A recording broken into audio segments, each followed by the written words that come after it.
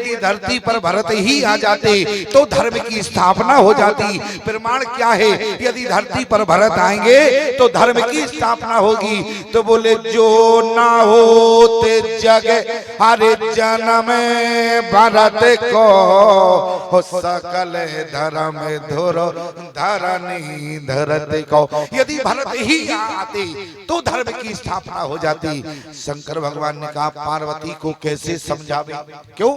पार्वती पूछ रही है और समझाने के लिए, अच्छा ईमानदारी से बताओ, सबको समझाना आसान होता है लेकिन पत्नी को समझाना मुश्किल होता है कि नहीं होता? क्यों? सबको आप समझा सकते हैं लेकिन पत्नी को नहीं समझा सकते। प्रमाण क्या है? बोले भांति अनेक, बोले भांति अनेक शंभु समझावा, लेकिन भाभी बसना ज्ञान उर्वावा। इतना ही नहीं प्यारे, जिस समय केवट ने भगवान से कहा, लक्ष्मण ने कहा ये बताओ केवट, तुम भगवान को इतना समझा रहे हो, घर में जाके पत्नी को नहीं समझा सकते? क्यों? क्योंकि केवट ने कहा कि आपका चरण लगेगा, कहीं हमारी नाव नारी बन गई तो घर में जाके क्या कहेंगे? वो कहेगी एक नारी तो थी दूसरी और लेकर आ गए। क्यों? एक नारी तो घर में थी और दूसरी और लेकर आ गए तो बात विवाद खड़ा हो सकता है। आज केवट ने कहा कैसे घर में समझाएंगे? लक्ष्मण ने कहा दिमाग खराब हो गया क्या? भगवान को तो समझा सकते हो, क्या पत्नी को नहीं समझा सकते? आज केवट ने कहा ऐसा ही अनुभव है लक्ष्मण। बोले लोगों को तो भगवान को तो समझा सकते हैं लेकिन पत्नी को नहीं समझा सकते। आज शंकर भगवान ने कहा कैसे समझावे? क्यों? शंकर भगवान ने कहा कि धर्म की स्थापना के लिए भगवान आते हैं। तो पार्वती ने कह दिया जो ना होते जग हरि जन्म भरत को तो सकल धर्म धुरो धरनी धरती को। शंकर भगवान कहने लगे पार्वती से, तो भगवान का अवतार पता है किस लिए होता है? पार्वती ने कहा कि नाथ यही तो आपसे समझना चाहती हूँ। तो शंकर भगवान ने कहा कि राक्षसों का संहार करने के लिए होता है। तो पार्वती ने कहा कि राक्षसों का संहार करने के लिए तो केवल लक्ष्मण ही काफी हैं। क्यों? बोले जग में सकल निशाचर जेते और लक्ष्मण हनाए अरे निमिष होते थे। बोले लक्ष्मण ही काफी थे, फिर लेकिन राम जी को क्यों आना पड़ा? शंकर भगवान ने कहा आप क्या कहें? तो शंकर भगवान ने फिर पुनः कह दिया क्या?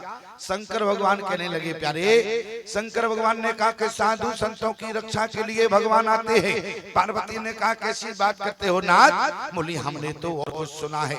क्या सुना?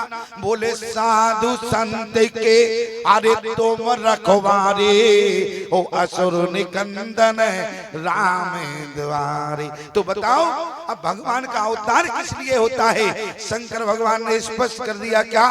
बोले सो के बल, बोले सो के बल भगतन हित लागी। आज शंकर भगवान ने स्पष्ट कर दिया केवल भक्तों के लिए ही भगवान का अवतार होता है प्यारे, ऐसा ही नहीं। बोले मनु जी जिस समय नैमिषारण्य तीर्थ पर खड़े हैं प्यारे, कभी आपने विचार किया? बोले नैमिषारण्य तीर्थ पर मनु बोले 23,000 वर्ष तक एक पैर के बल खड़े रहे। इसके बाद भगवान मनु को दर्शन दिया। अच्छा पहले तो मनु के समीप कौन आया? मनु जी जब तप कर रहे थे प्यारे, देखो आज प्रथम दिवस है और प्रथम दिवस में प्यारे राम के जन्म का कारण सुनना चाहिए। क्यों? क्योंकि राम के जन्म का कारण पता चल जाएगा तभी तो आपके जीवन में राम जैसा बेटा होगा। अरे राम जन्म का कारण जब आपको पता चलेगा तभी तो पहले आगे वाली पीढ़ी में प्यारे राम जैसा बेटा होगा। आज जिस समय मनु शत्रुपन नैमिषारण्य की भूमि पर भगवान का नाम जप कर रहे हैं, बोले ठाणे रहे कितने वर्ष तक? बोले 23,000 वर्ष तक राजा मनु और उनकी पत्नी शत्रुपा खड़ी रही। 23,000 वर्ष तक खड़ी रही। तब इसके बाद अरे भगवान की वाणी तो बाद में आई, पहले विधि हरिहर तप अरे देख अपारा ओ मनु समीप आए बहुबारा।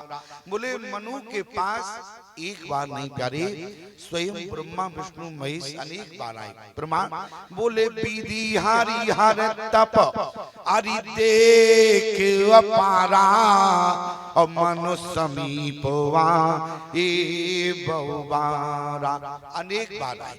अच्छा ये बताओ, गोस्वामी जी ने कहा है कि कौन रावण बनता है? बोले रावण कैसे बनता है समाज में, क्योंकि रावण के बनने का भी तो कारण सुनेंगे। अरे राम के ही बनने का कारण सुनेंगे कि रावण के बनने का भी कारण सुनेंगे। बोले द्वार पार हर के प्रिय दो जय अरु विजय जान सबको। क्या किया? भगवान से मिलने में बाधक बन गए। और जो प्यारे भगवान से मिलने में बाधक बनता है वो समाज में रावण बनता है। और एक कथा आती है जालंधर की।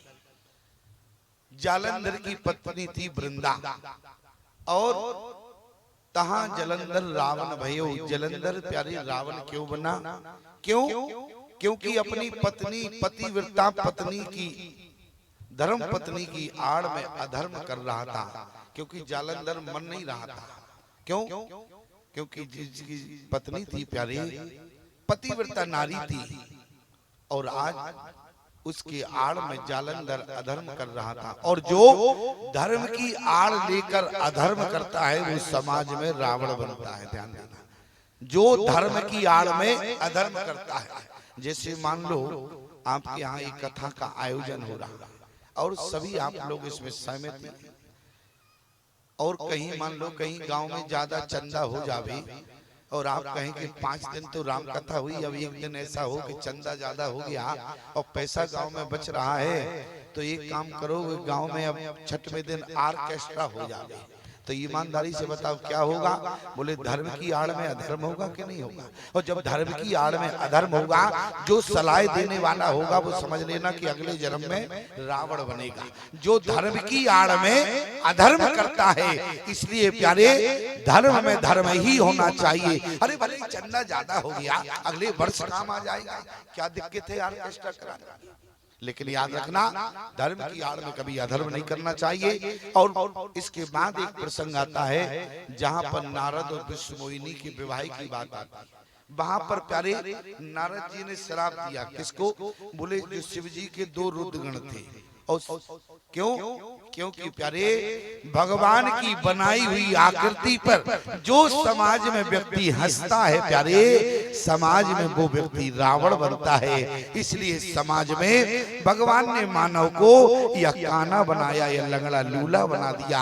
आपको हंसने का कोई अधिकार नहीं है। भगवान की बनाई हुई आकृति बंदर का मुखार बिंद था, लेकिन हंस रहे थे रुद्रगण, तो श्राप मिल गया। ध्यान देना, जो भगवान की बनाई हुई आकृति पर समाज में हंसता है वो अगले जन्म में जाके रावण बनता है। बोले राम जन्म के अरिहे तो अनेका हो परम विचित्र एक का।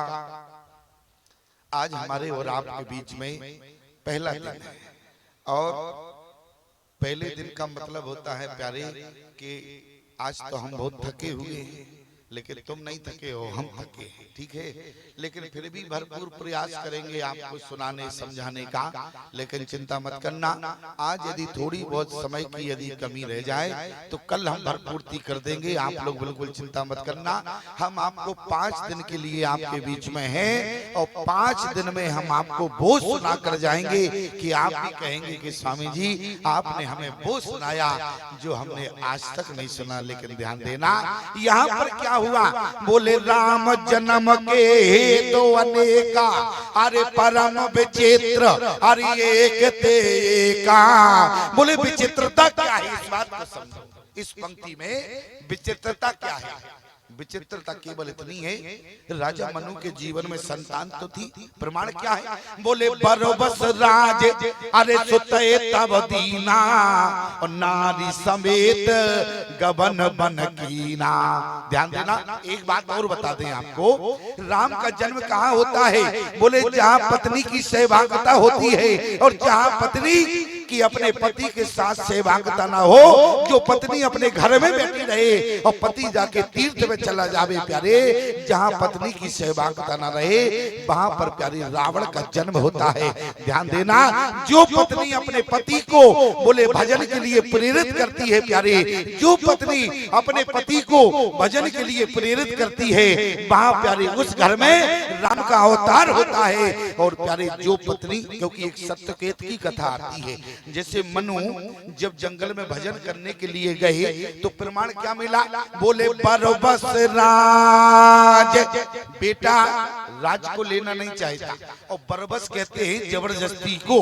अरे जब लेना नहीं चाहता तभी तो बाप बेटे के बीच में जबरदस्ती हुई, और कहीं बेटा ले ही लेता तो जबरदस्ती किस बात की थी? मनु के बेटे ने राज को स्वीकार नहीं किया। मनु ने कहा कि बेटा मैं जंगल में भजन करने जाना चाहता हूँ। ठीक है पिताजी आप जाइए, लेकिन बेटा जाना तो चाहता हूँ लेकिन राज्य को तो ले लो कम से कम। लेकिन मनु के बेटे ने कहा पिताजी हम राज को स्वीकार नहीं कर सकते। क्यों? क्योंकि जब तक पिता जीवित है तब तक संपत्ति का या राज का मालिक पिता होता है। और लेकिन आज का बेटा क्या चाहता है? बोले जीते जी पिताजी मालिकी दे दे। लेकिन संस्कारी बेटा कौन होता है? जब तक पिता जिंदा होता है बेटा जीवन में अपने घर की मालिकी नहीं चाहता। प्यारी मनु के बेटे ने कहा कि मैं राज को स्वीकार नहीं करना नहीं चाहता हूँ, लेकिन मनु ने कहा कि बेटा हमारा धर्म है, मैं जंगल में भजन करने के लिए जाऊंगा और भजन में राज बाधक बन सकता है, इसलिए मैं आज इस राज को त्याग कर भजन करने के लिए जाना चाहता हूँ। मनु जी जा रहे हैं, राज को देना चाहते हैं, बेटा लेना नहीं चाहते। अरे जब देना चाहे और लेना न चाहे तब गोस्वामी जी को लिखना पड़ा। बोले बरबस राज अरे सोते तब दीना। और आगे वाली पंक्ति में बड़ी सुंदर बात लिखी, क्या? बोले नारी समेत अरे गवन बन कीना। क्या लिखा? बरबस राज सुते तब दीना, नारी समेत गवन बन कीना।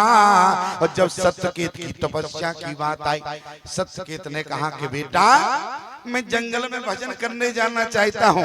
आप सबने मानस को पढ़ा होगा प्यारे, क्यों? क्योंकि मैं जानता हूँ प्यारे जितनी छत्तीसगढ़ राज्य में मानस पढ़ी जाती है उतनी किसी राज्य में प्यारे मानस का वाचन नहीं होता है। और मेरा ये मानना है जितना रामचरितमानस का प्रेमी छत्तीसगढ़ का श्रोता है प्यारे, इतना प्रेमी कहीं किसी राज्य का श्रोता नहीं है। और एक बात मैं आपसे निवेदन करूं कि जिस समय सत्य की तपस्या करने के लिए गया, आप सब लोग सब समझ जाए क्या? बोले सत्यकेत ने कहा कि बेटा हम राज भजन करने जाना चाहते हैं। अच्छा पिताजी अच्छी बात है। सत्यकेत ने कहा कि बेटा हम राज्य भी देना चाहते हैं। तो पिता ने कहा लाइए, हमने मना कब किया? आपने, आप ही तो देर लगा रहे हैं देने में। अच्छा प्रमाण क्या है? आप कहेंगे ऐसा तो कहीं लिखा नहीं है। क्यों? ऐसा कहीं लिखा है क्या कि सत्यकेत ने राज दिया और बेटा ने कहा कि हम लेना चाहते हैं? देखो संकेत समझना चाहिए, इशारा ही काफी होता है। संकेत क्या है? गोस्वामी जी ने संकेत लिख दिया, बोले जेठे सोते, क्योंकि राज किसको दिया जाता है? बड़े बेटे को। इसलिए क्या लिखा? बोले जेठे सोते अरे राजे निर्भ दीना। जेठे बड़े बेटे को राज दिया। अरे बेटा यदि मना करता तो बरबस शब्द आता। इसका मतलब क्या है? बोले जब बरबस नहीं लिखा है तो बेटे ने मना नहीं किया। बेटे ने कहा कि बाप लाइए, हम तो बैठे थे, राज को आप दीजिए। इसका मतलब है बेटा चाहता था कब बाप राज देवे और हम छक्का पंजा करके सब जुआ में समाप्त कर दें। यही तो इसका मतलब हुआ। बोले जेठे सोते देखो राम जन्म का हेतु बता रहे हैं आपको। क्या बोले? जेठे सुतय। और क्या लिखा? बोले वहां पर सत्यकेत की तपस्या ने राक्षस रावण को जन्म दे दिया और मनु की तपस्या ने प्यारे राम को जन्म दे दिया। क्यों? क्योंकि मनु जी जब गए बरबस राज, ये दोनों चौपाइयों का अंतर समझना प्यारे। अंतर क्या है? मनु जी जब जा रहे तो बरबस राज, अरे सुतय तब दीना और नारी समीत गबन बन कीना।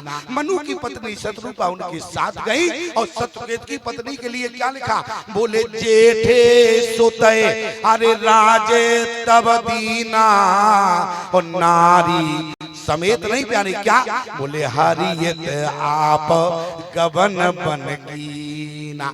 पत्नी साथ में नहीं गई। क्यों? क्योंकि पत्नी राज का भोग करने के लिए अपने घर में बच्चों के साथ बनी रही प्यारी। जो पत्नी अपने बच्चों के साथ, याद रखना एक रामचरितमानस में बड़ी गंभीर बात है, मैं इसलिए सुनाना चाहता हूँ प्यारे, क्योंकि हम सुनाने में कंजूसी नहीं करते हैं। क्यों?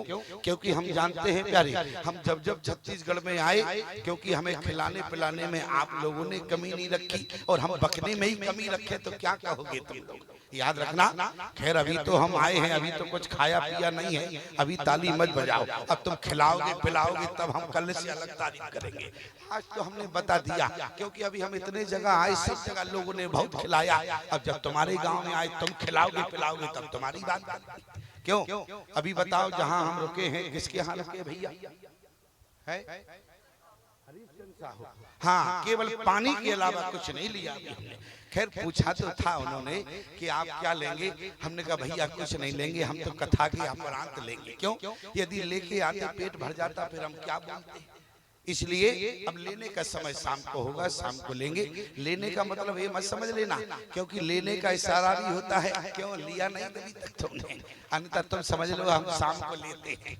ठीक, यही तो गंभीरता है। क्योंकि हमने कहा नहीं इशारे से समझा करो, तो तुम शब्द से ही समझ लो कि स्वामी जी भी शाम को लेते हैं।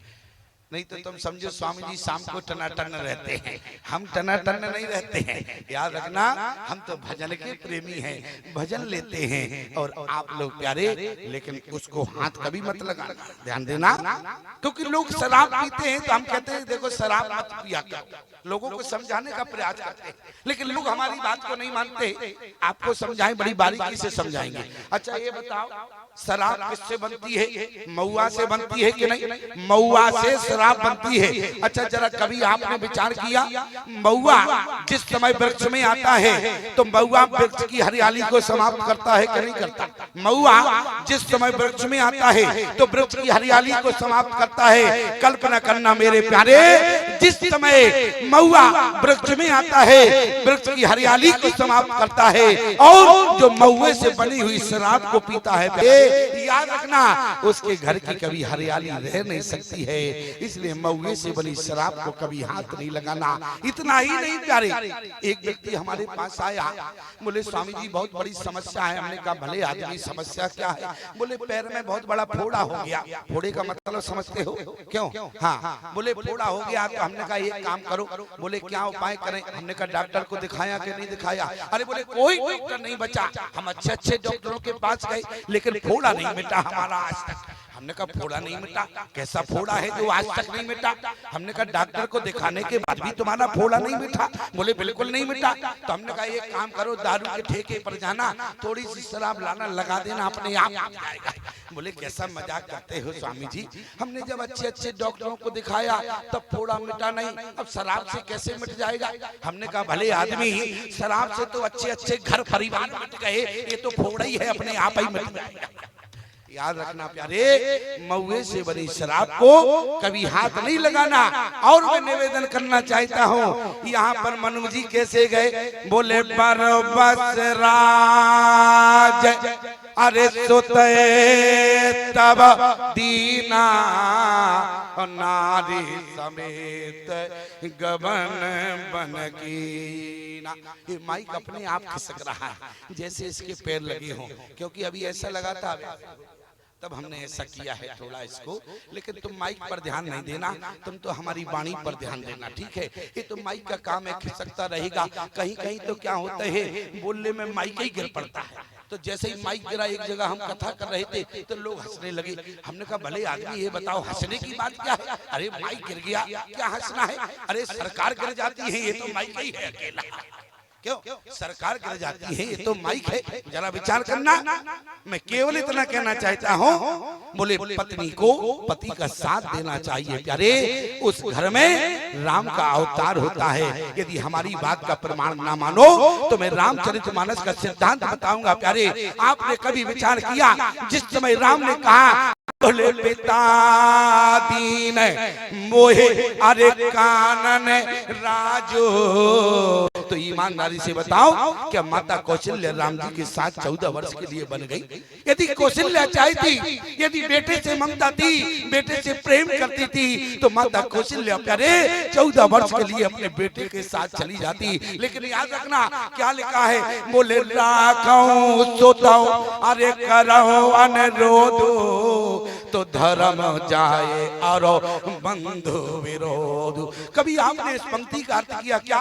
बोले राखो सुतो अरे करो अनुरोध धर्म जाए और बंधु विरोध। क्या यदि आज मैं बेटे को रखती हूँ तो आज मेरा पति का वचन झूठा होता है। इतना ही नहीं, यदि मैं अपने बेटे के साथ जाती हूँ तो पत्नी का धर्म जाता है। पत्नी का धर्म क्या है? बोले इस मौका आए तो बच्चों का त्याग कर देना, लेकिन पति का त्याग नहीं करना प्यारे। आज कौशल्या राम जी के साथ 14 वर्ष के लिए बन नहीं गई प्यारे, बल्कि अपने पति दशरथ के पास रही। कहना सिर्फ इतना चाहते हैं, कंडीशन कोई भी बने प्यारे, लेकिन पत्नी को पति का साथ नहीं छोड़ना चाहिए। उसको कहते हैं धर्म पत्नी।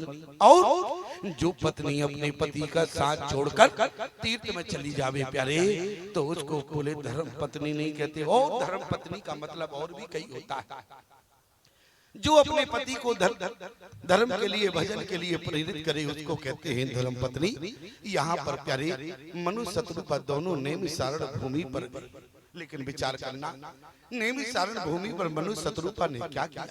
मनु जी कहने लगी शत्रुपा मैं यहाँ पर भजन करने आया हूँ। शत्रुपा जी ने कहा कि नाथ मैं भी तो तुम्हारे साथ भजन करने आई हूँ। मनु ने कहा कि शत्रुपा हम यहाँ भजन तो करेंगे, लेकिन हम बैठकर भजन नहीं करेंगे, हम खड़े होकर भजन करेंगे। और तुम चाहो तो बैठकर भजन कर लेना। वहां पर शत्रुपा ने कहा कि नाथ आप यदि खड़े होकर भजन करेंगे तो मैं भी खड़े होकर भजन करूंगा। देखो ये है क्या, इसको कहते हैं धर्म पत्नी। आज मनु ने कहा कि शत्रुपा मैं खड़े होकर भजन करूंगा, लेकिन मैं एक पैर के बल खड़ा रहूंगा। तुम चाहो तो दोनों पैरों के बल खड़े होकर भजन करना। शत्रुपा ने कहा कि नाथ मैं तो नहीं जानती, जैसे आप भजन करेंगे वैसे ही मैं भजन करूंगा। मनु ने कहा कि शत्रुपा मैं भजन तो करूंगा एक पैर के बल खड़े होकर, लेकिन मैं बोले क्या लूंगा खाने पीने में? बोले ठाड़े रहे।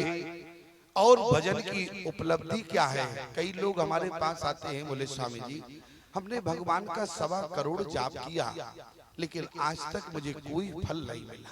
हमने भगवान का जीवन भर इतना भजन किया, लेकिन फल नहीं मिला। ध्यान देना। लेकिन मनु ने क्या किया?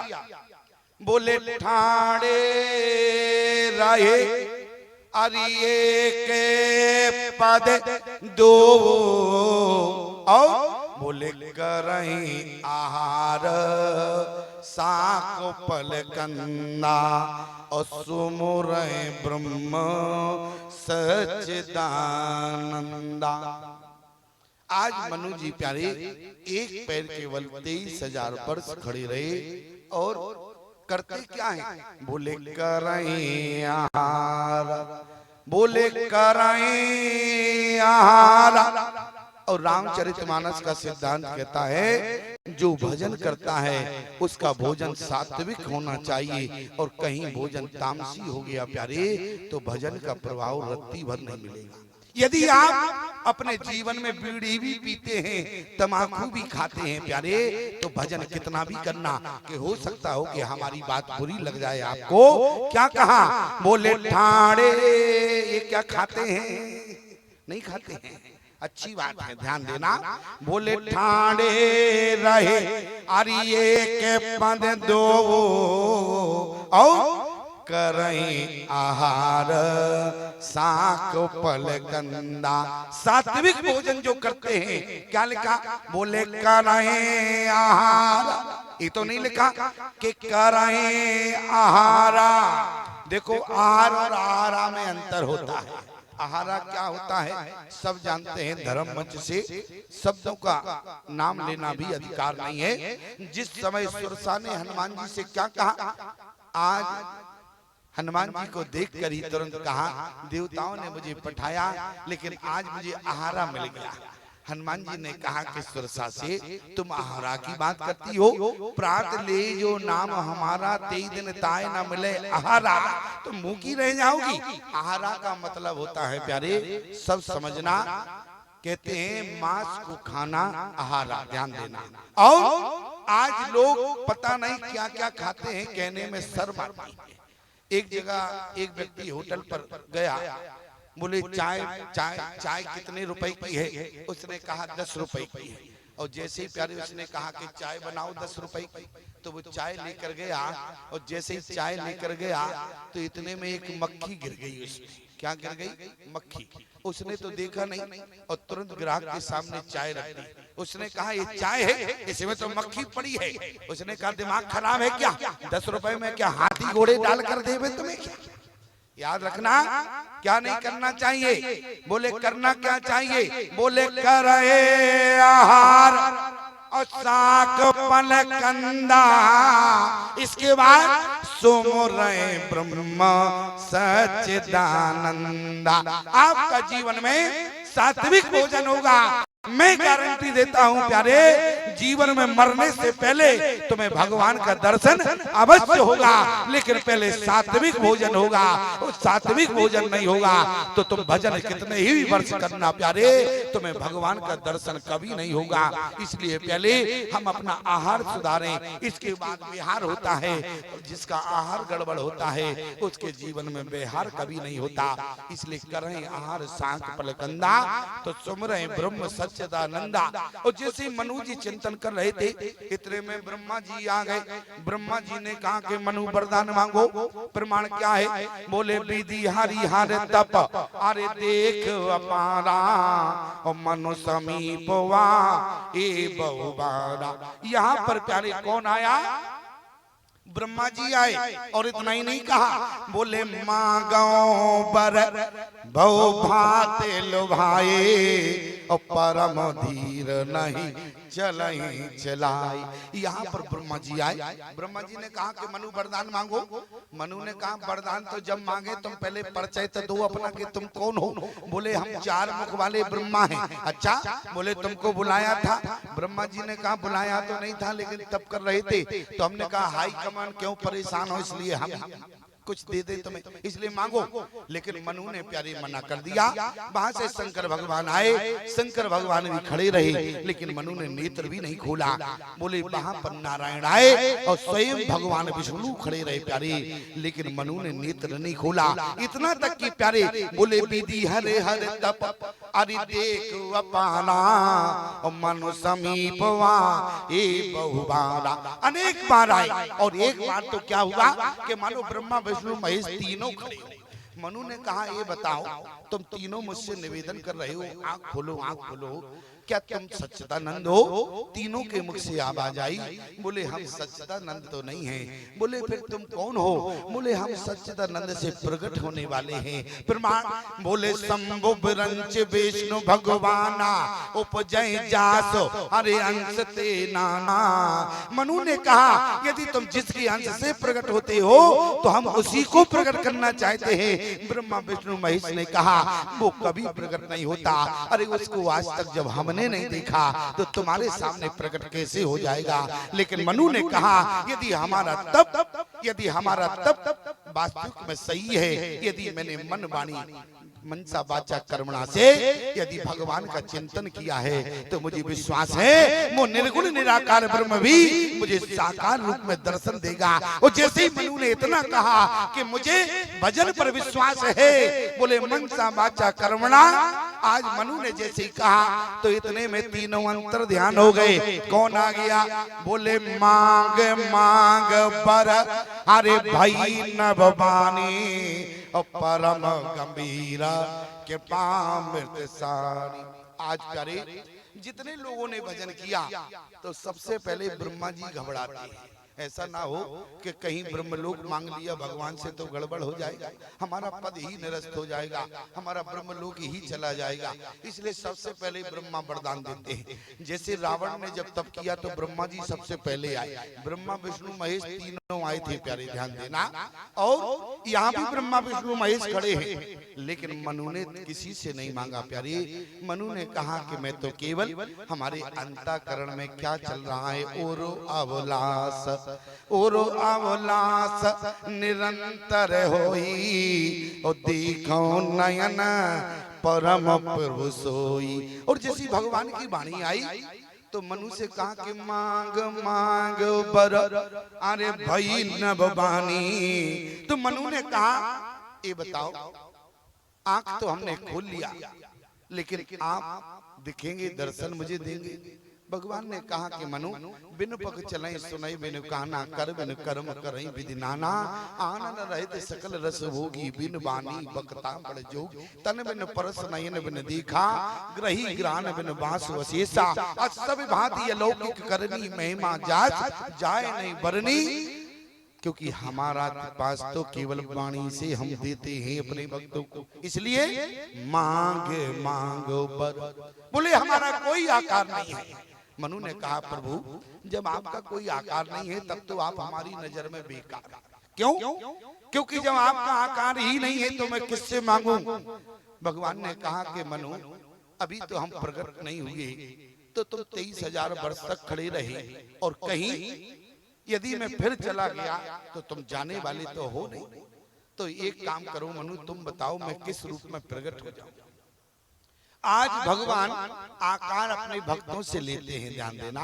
मनु ने कहा कि प्रभु बोले जो स्वरूप बस अरे सेव मन माही और जय कारण मुनि जतन कराई। भगवान ने कहा जो शिव जी के अंदर है वो आकार मांग रही हो? मनु ने कहा कि हाँ।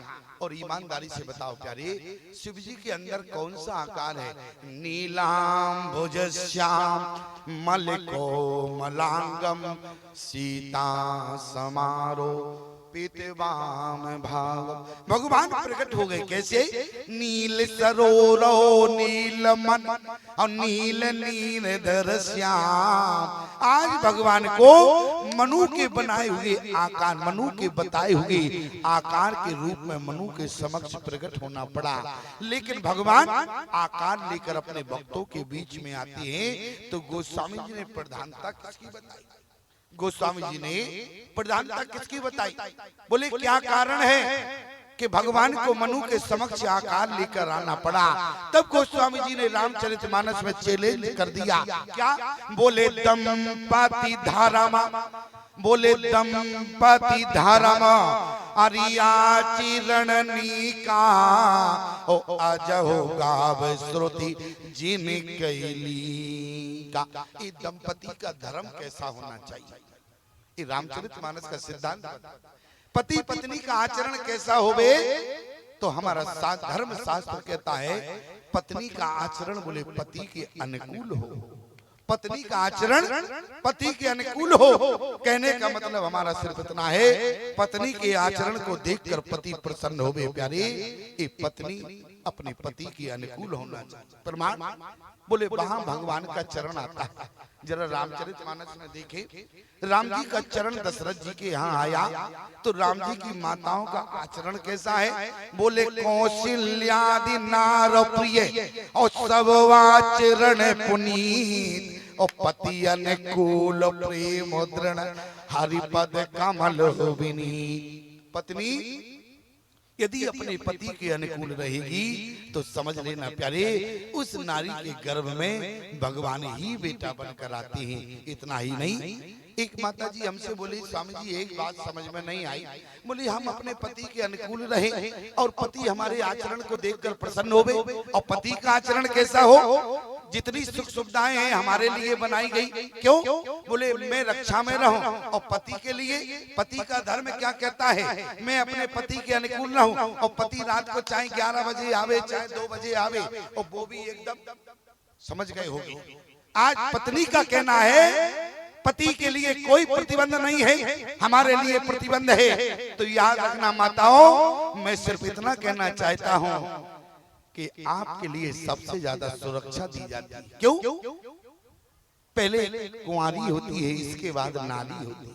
पहले कुंवारी होती है, इसके बाद में नारी होती है, और इसके बाद में मातारी होती है। लेकिन जब कुंवारी रही तो पिता भाई का संरक्षण रहा, और जब नारी बनी तो पति का संरक्षण रहा, और जब मातारी बनी तो पति पिता दोनों का संरक्षण आपको मिला। बोले सुरक्षा आपको दी जाती है। क्यों? बोले कौन जानता है भारतीय सनातन धर्म की नारी के गर्भ में बोले दादी कबीर जैसे संत सो रहे हों, इसलिए माताओं सुरक्षा आपको दी जाती है। और इनकी कीमत तो ऐसे समझो जैसे दुकानदार सुबह जब दुकान खोलता है तो ईमानदारी से बताओ, जो काजू बादाम किशमिश के डिब्बे होते हैं तो उनको बाहर लगा देता है, और जब दुकान बंद करता है तो काजू बादाम किशमिश के डिब्बे अंदर रख देता है। कहने का मतलब हमारा सिर्फ इतना है, बोले तुम्हारी समाज में कीमत है, और दुकानदार जब दुकान बंद करता है तो काजू बादाम के डिब्बे तो अंदर रख देता है, लेकिन जो नमक के बोरे हैं वो तो बाहर ही पड़े रहते हैं। याद रखना माताओं, ये तो नमक के बोरे हैं, कौन माई के लाल इनको ले जाना चाहता है, कोई इनका हरण नहीं करेगा। इसलिए सुरक्षा आपको दी जाती है। और प्यारे ऐसा मत समझना, गोस्वामी जी ने दोनों पक्षों की बात की है। क्या? बोले तम पाती धारामा अरिया चरणनिका ओ अजहो गाव श्रुति जिन कहली का। बोले पत्नी का आचरण पति के अनुकूल हो, और ध्यान देना यदि पत्नी का आचरण पति के अनुकूल हो तो पति का आचरण कैसा होना चाहिए? बोले पत्नी का आचरण पति के अनुकूल हो और पति का आचरण प्यारे धर्म के अनुकूल होना चाहिए, तब जाके भगवान का प्राकट होता है। बोले राजा दशरथ का आचरण कैसा है? बोले धर्म में धुरंधर अरे गुणो निधि ज्ञानी ओ हृदय भगति मति सारंग पानी। यदि आपका आचरण धर्म के अनुकूल रहेगा और पत्नी का आचरण अपने पति के अनुकूल रहेगा तो हमारी रामचरितमानस का सिद्धांत कहता है बोले उनके यहाँ भगवान का जन्म अवश्य होता है। प्यारी भगवान का प्राकट अवश्य होता है। आज मनु को भगवान ने निर्गुण निराकार ब्रह्म ने साकार रूप में दर्शन दिया। कारण क्या रहा? बोले दम पाती धारामा अरिया चिरणनिका वजहो गाव श्रुति जिन कैली का।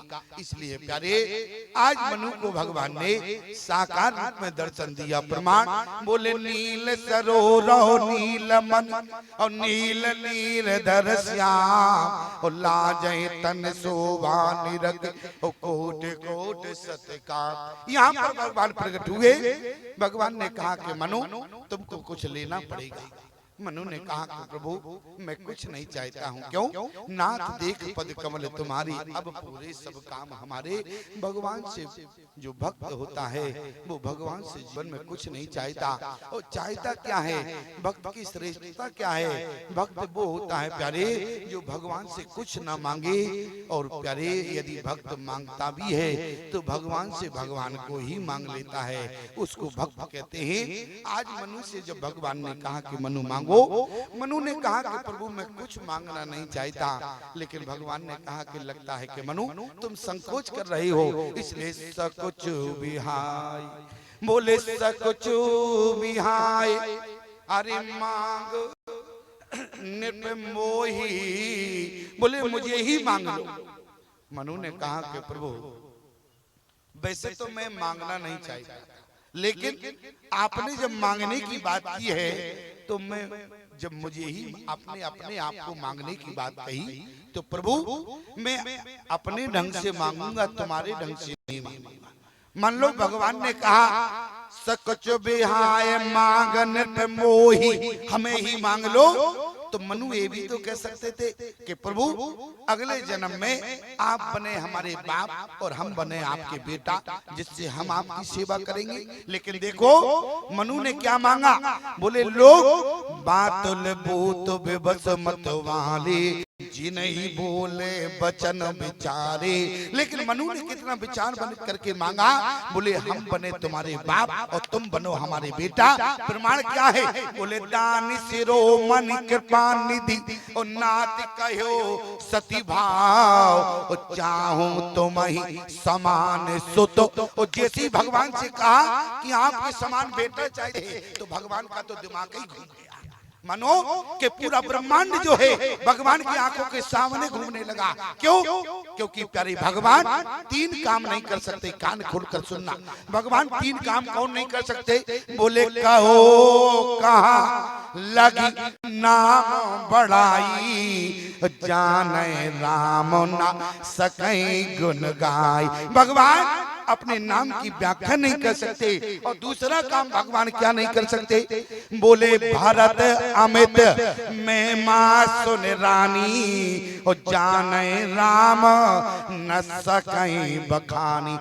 तीसरा काम बोले आप सर से खोजो कहां जाई। क्योंकि भगवान अपने जैसा नहीं बना सकते प्यारे।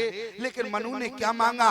बोले चाहूं तुम ही समान सुत। आप लोग इसको क्या मानते हैं, लेकिन इसका ठीक से अर्थ करना प्यारे। भगवान ने भी दिमाग लगाया, कहीं मैं ही पहुंच गया तो कहीं मनु ने कह दिया कि प्रभु मैंने आपको अकेला नहीं मांगा था। बोले चाहूं तुम ही, क्योंकि भगवान तो जानते हैं भक्त ऐसी बात कर देता है कि भगवान को हमेशा भक्त के आगे हारना पड़ता है। तो कहीं भगवान अकेले राजा दशरथ के यहाँ राम जी बनकर आ जाते तो समस्या खड़ी हो जाती। और कहीं भगवान से कह देते कि प्रभु मैंने आपको अकेला नहीं मांगा था। क्या मांगा? बोले चाहूं तुम्हें भी मांगा और तुम्हारे समान भी मांगा। प्रमाण क्या है? बोले चाहूं तुम्हें समान सुत, तुम्हें भी चाहते हैं और तुम्हारे समान बेटा चाहते हैं। तो भगवान ने कहा गड़बड़ ना हो जाए, इसलिए भगवान तो आए और अपने समान भी लेकर आए। प्रमाण क्या है? बोले भरत राम ही की अनहारी और सहसा लखना सके नर नारी। अरे भगवान तो आए लेकिन साथ में प्यारे भरत को भी लाए, अपने जैसा लेकर आए। लेकिन भरत राम जी एक नहीं है। क्यों? भगवान ने स्पष्ट कर दिया था, आप सर से खोजो कहां जाई निरपतब तनहि होब में आई। मैं ही तुम्हारा बेटा बनकर आऊंगा। और भगवान अपने जैसा तो प्यारे बिल्कुल नहीं बना सकते। भरत को बनाने का प्रयास किया तो नख सिकते सब अंग अनूपा, एक जैसा तो बना लिया, लेकिन अंतर फिर भी रह गया। जिस समय राम और भरत का जन्म हुआ, प्राकट हुआ, अवतार हुआ, उसी समय गुरु वशिष्ठ ने से राजा दशरथ ने कहा कि गुरुदेव बोले आप यदि देखें तो दोनों सुत एक जैसे हैं, दोनों हमारे बेटा एक जैसे हैं। इनमें मैं पहचान नहीं पा रहा हूँ ब्रह्म कौन है और कौन नारायण है, कौन ब्रह्म है। याद रखना आखिर में राजा दशरथ क्यों नहीं पहचान पाए? याद रखना राजा दशरथ है जीव और परमात्मा को पहचानना जीव आत्मा के बस की बात नहीं है। बोले बिना गुरु की दृष्टि के भगवान को जीवात्मा पहचान नहीं सकती है प्यारे। यहाँ पर गुरु वशिष्ठ को बुलाया राजा दशरथ ने। राजा दशरथ ने कहा कि गुरुदेव आप ही बतावे इन दोनों बेटों में ब्रह्म कौन है। राजा दशरथ ने कहा कि राजन जरा ध्यान से देखो। जब ध्यान से देखा गया प्यारे तो दोनों में अंतर नहीं मिला। राजा दशरथ ने कहा नख सिकते सब अंग अनूपा, बोले दोनों एक जैसे हैं।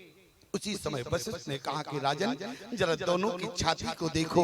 जब दोनों की छाती देखा इसके बाद भी राजा दशरथ अंतर नहीं निकाल पाए। उसी समय गुरु वशिष्ठ ने कहा कि राजन इन दोनों की छाती में अंतर है। बोले अंतर क्या है? बोले भरत की छाती पर भृगु ऋषि के चरण चिन्ह नहीं है और राम की छाती पर भृगु ऋषि का चरण चिन्ह बना हुआ है। ये राम और भरत में अंतर है। वैसे तो भगवान अपने जैसा लेकर आए और अपने जैसा तो प्यारे भगवान बना नहीं सकते हैं। प्रयास तो किया पूरा बनाने का, इसलिए भरत राम ही की अनुमारी।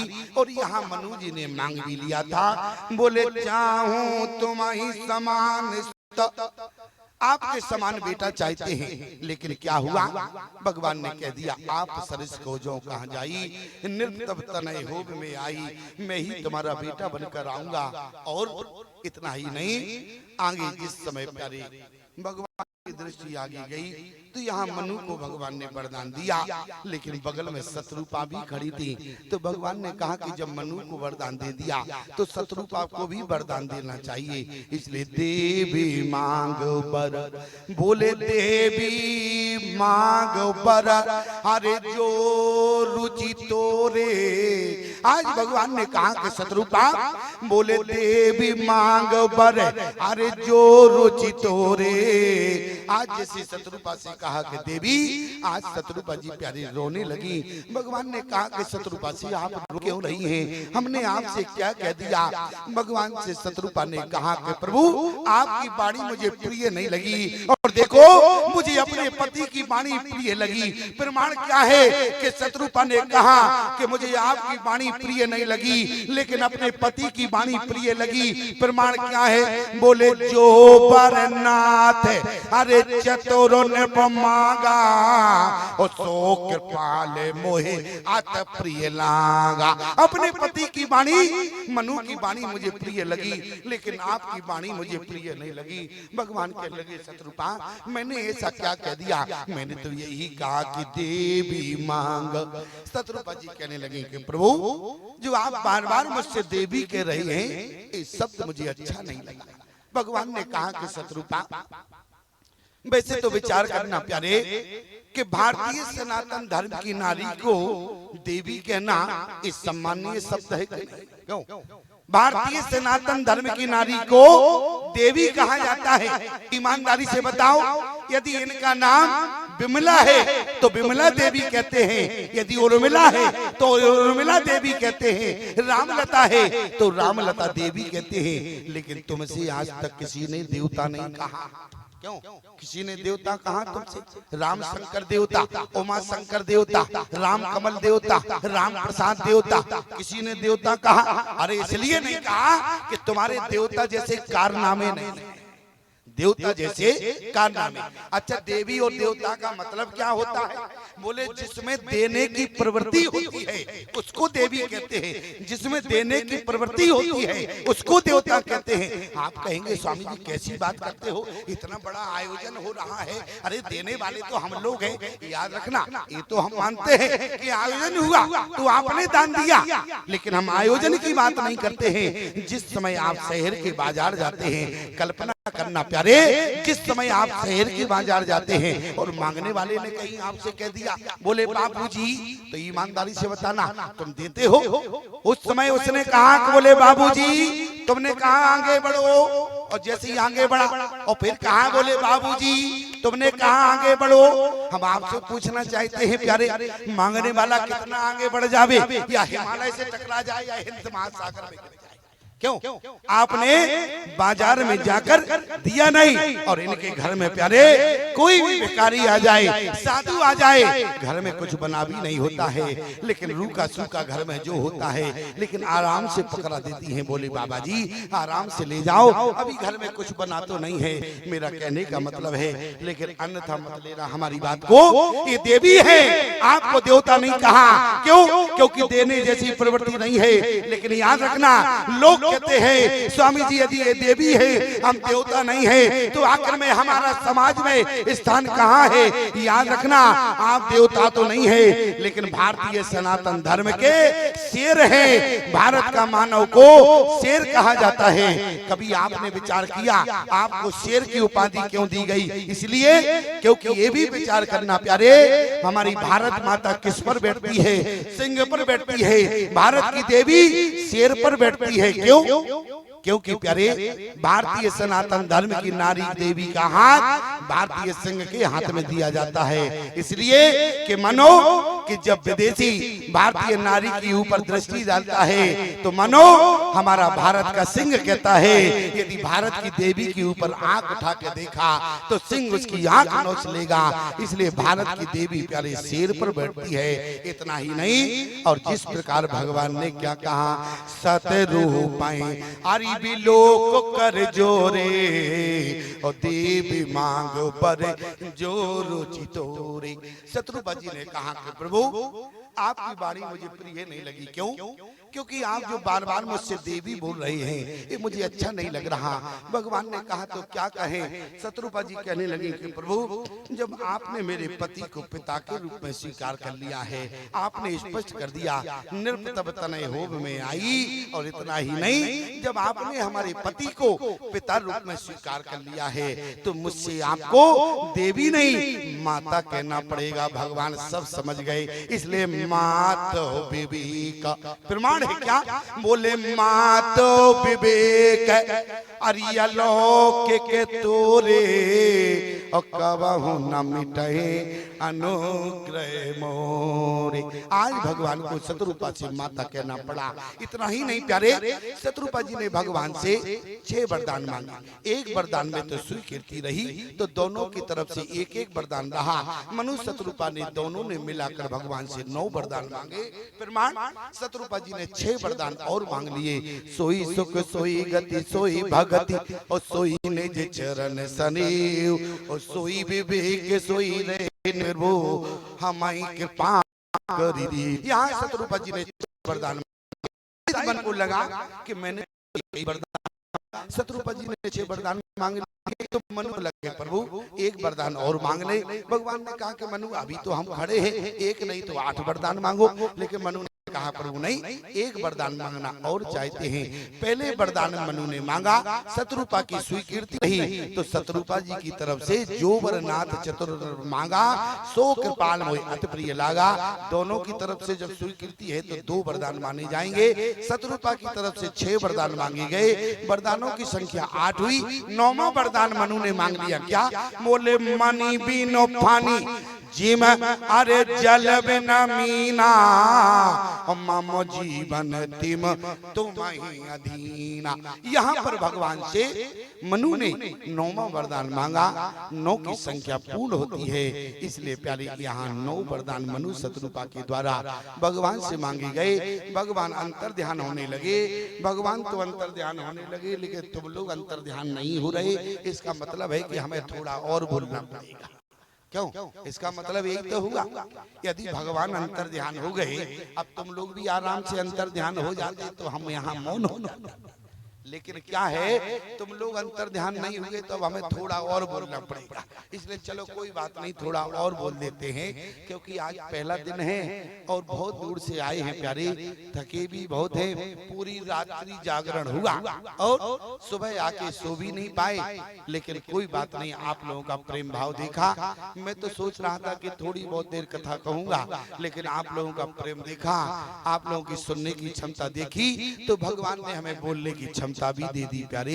इसलिए आपके समक्ष सुना रहा हूँ। और जैसे भगवान अंतर ध्यान होने लगे, यहाँ पर भगवान के साथ कौन था? बोले बामो भाग। भगवान अकेले मनु के समक्ष नहीं आए। कौन? बोले बामो भाग सोवती अनुकूला और आदि शक्ति छवि निधि मूला।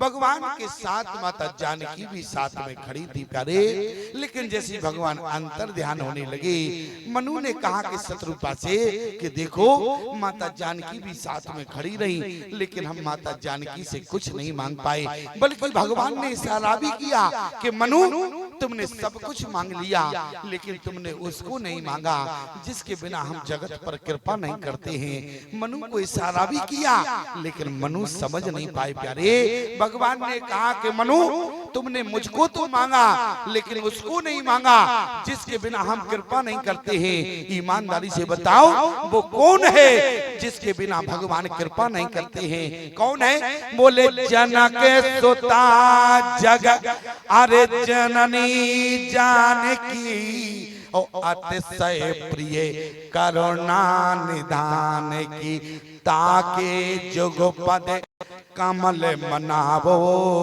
और जात कृपा निर्मल मति पाऊं। आपने वो नहीं मांगा जिसके बिना हम कृपा नहीं करते।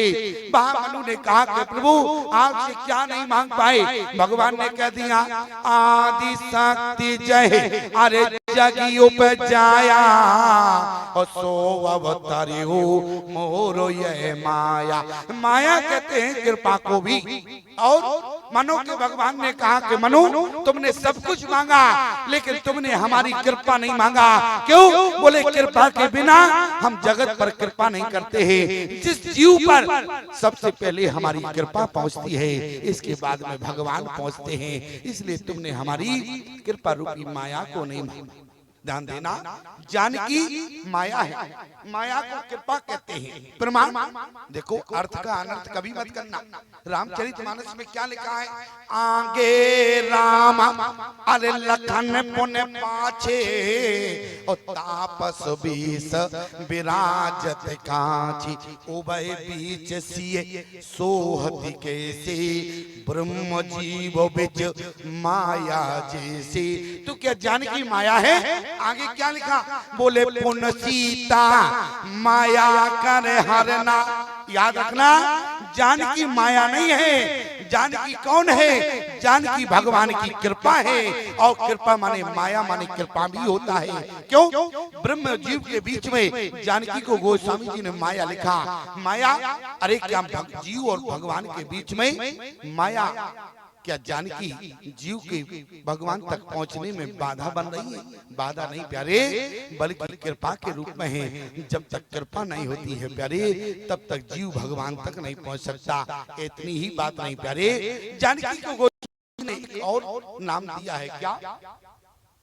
एक आपने मंगलाचरण में श्लोक पढ़ा होगा। क्या है? बोले उद्भव स्थिति संहार। क्या? उद्भव संहार, उत्पत्ति, पालन और संहार। क्या लिखा? कौन करती हैं? बोले उद्भव स्थिति संहार कारिणी। ये जानकी काम करती नहीं, कारिणी माने करवाती है। ध्यान देना, ये जानकी काम नहीं करती है तो क्या करती है? तब गोस्वामी जी ने क्या कहा? बोले सर्वश्रेय करी। ये वो काम किसी से नहीं करवाती, सर्वश्रेय श्रेय वाला काम स्वयं करती हैं। कहने का मतलब हमारा सिर्फ इतना है। बोले श्रेय क्या है? श्रेय किसे कहते हैं? याद रखना, श्रेय जानकी स्वयं करती हैं, एक काम किसी से नहीं करवाती। श्रेय का मतलब होता है जो भक्त भगवान तक नहीं पहुंच सकते प्यारे, उन भक्तों तक भगवान को पहुंचाने का काम जानकी स्वयं करती हैं। एक काम वो किसी से नहीं करवाती। जरा ध्यान देना, आज मनु को वरदान दिया, भगवान अंतर ध्यान हो गए, लेकिन जानकी ने कहा कि प्रभु अभी आपका भजन एक और कर रहे हैं। भगवान ने कहा कि हमारा भजन और कौन कर रहे हैं? उसी समय जानकी ने कहा कि प्रभु, बोले जरा चलिए। तो बोले मनु और शत्रु पर नेमी शरण भूमि पर खड़े थे, तप कर रहे थे, लेकिन मनु के मंत्री हरदेव अपने भवन में ही तप कर रहे थे। जितने दिन मनु ने तप किया उतने दिन हरदेव ने तप किया। और प्रमाण क्या है? बोले हरदेव ने तप किया। और याद रखना, जिस समय भगवान हरदेव के पास पहुंचे, हरदेव भी नेत्र बंद किए हुए थे। भगवान ने कहा कि हरदेव नेत्र खोलो, और जैसे हरदेव ने नेत्र खोला, हरदेव भगवान के चरणों में गिर पड़े। हरदेव को भगवान ने उठाया। याद रखना, ये हरदेव तप क्यों कर रहे थे? और हरदेव ने तप क्यों किया प्यारे? क्योंकि हरदेव जी राजा मनु के मंत्री हैं। और जिस समय मनु ने अपने बेटों से कहा कि बेटा राज्य ले लो, तो बेटों ने कहा कि पिताजी मुझे राज्य का अनुभव नहीं है। उसी समय मनु ने कहा अपने मंत्री हरदेव से, मेरे बेटों को राज्य का अनुभव नहीं है, मेरे बेटा राज्य चलाना नहीं जानते हैं, इसलिए हरदेव तुम राज्य का अनुभव मेरे बेटों को सिखाना, और तब तक राज्य तुम्हारे हाथ में रहेगा। और आज प्यारे मनु जी चले गए। हरदेव ने कहा कि राज्य हमारे हाथ में रहेगा। हरदेव अपने भवन में गए, अपनी पत्नी से कहा कि हमारा भाग्योदय हो गया। पत्नी ने कहा कि भाग्योदय हो गया। हरदेव की पत्नी कहने लगी, नाथ तुम्हारा भाग्योदय कैसे हुआ? हरदेव ने कहा कि राजा मनु भजन करने चले गए और राज्य हमारे हाथ में दी गए। मुझे उनके बेटों को राज्य का अनुभव जीवन में नहीं सिखाना है, इसलिए जीवन भर राजा हरदेव रहेगा। मेरा भाग्योदय हो गया। हरदेव की पत्नी ने जैसे पूरी बात को सुना, हरदेव की पत्नी ने कहा कि स्वामी तुम्हारा भाग्योदय हो गया होगा, लेकिन मेरा तो आज भाग्य फूट गया कि मुझे तुम जैसा पति मिला। हरदेव की पत्नी ने कहा कि मेरा भाग्य फूट गया। हरदेव ने कहा कि भगवान ऐसी बात क्यों करती हो? हरदेव की पत्नी ने कहा, जिस राज को तिनका की भांति त्याग कर राजा मनु शत्रुपा ने भी सारण भूमि पर भजन करने चले गए, उसी राज को तुमने स्वीकार कर लिया। मेरा तो भाग्य फूट गया। मेरा तो भाग्य उस दिन खुलता यदि मनु शत्रुपा के साथ तुम भी चले जाते तो मेरा भाग्य उदय हो जाता कि मुझे तुम जैसा पति मिला, भजन करने वाला पति मिला। अरे तुम तो माया को प्राप्त करने वाले पति हो, लेकिन मेरा तो भाग्य फूट गया। ऐसे शत्रुपा वहां अपने पति मनु के साथ गई।